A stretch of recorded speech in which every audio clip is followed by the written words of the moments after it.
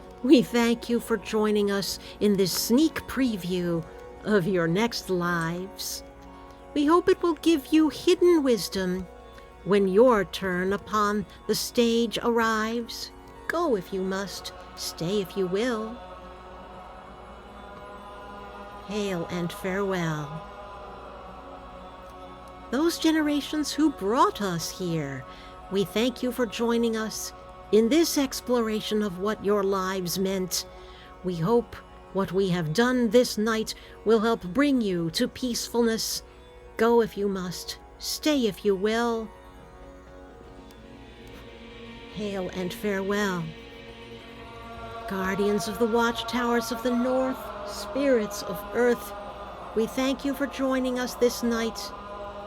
Help us to keep our heads and sure-footed as we walk through shadows, standing firm and strong upon the stone. Go if you must, stay if you will. Hail and farewell. Guardians of the watchtowers of the west, we thank you for joining us this night, spirits of water.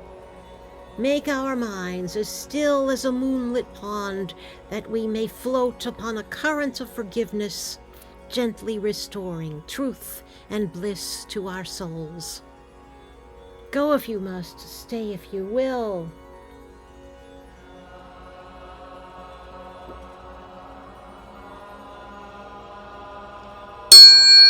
Hail and farewell. Guardians of the watchtowers of the south, spirits of fire, we thank you for joining us this night.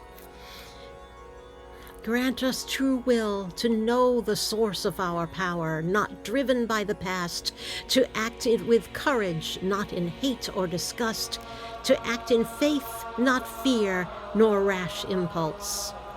Go if you must, stay if you will.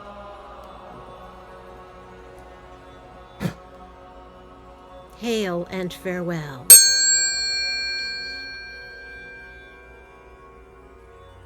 Guardians of the watchtowers of the east, spirits of air, we thank you for joining us this night.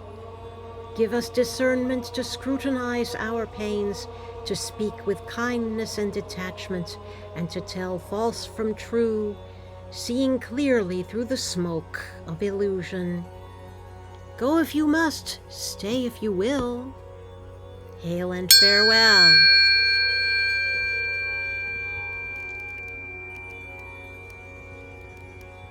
This circle is open, but never shall be broken. Merry meet and merry part, and merry meet again. The Sanskrit mantras I used in this ritual, with their transliterations and translations, will be posted in the video description, so you can use them during the actual eclipses when the times come, in your own house rituals. See you under the stars.